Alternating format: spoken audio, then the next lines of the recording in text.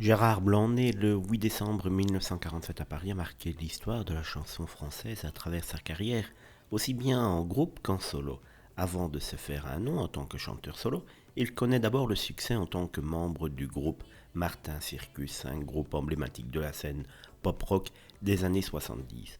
Avec eux, il participe à plusieurs succès comme Je m'éclate au Sénégal ou Marilyn qui deviendront des tubes populaires en France. Martin Circus était connu pour son style éclectique oscillant entre rock, pop et même disco, ce qui leur a permis de rester pertinent durant plusieurs années.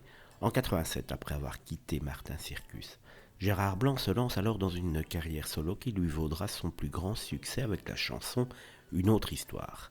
Ce morceau romantique et mélodieux séduit le public et devient l'un des grands tubes de l'époque. Une autre histoire reste encore aujourd'hui une chanson culte des années 80 caractérisée par la voix douce et envoûtante de Gérard Blanc et par ses sonorités pop accrocheuses.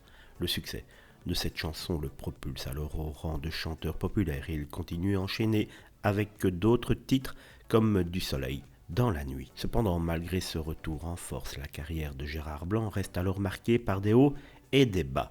Il alterne entre périodes de succès et des moments plus discrets. Le chanteur ne cesse pourtant de créer, de se produire en concert et de collaborer avec d'autres artistes.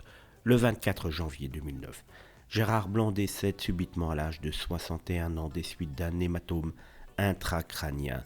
Il avait fait un malaise au mois d'octobre 2008 qui lui avait valu 12 jours de coma. Sa mort laisse alors un vide pour ses fans et pour le milieu de la musique française où il était respecté pour son talent musical ainsi que pour sa gentillesse et son humanité. Le chanteur laisse derrière lui un héritage musical encore apprécié aujourd'hui, particulièrement grâce à ses tubes intemporels qui continuent d'être diffusés encore régulièrement à la radio. Son parcours reflète l'histoire de nombreux artistes des années 70-80 qui, après avoir connu la célébrité en groupe, ont réussi à s'imposer en solo tout en affrontant les aléas de l'industrie musicale. Gérard Blanc reste un symbole de cette époque où la chanson française, dans toute sa diversité, s'est taillée une place de choix dans le cœur du public.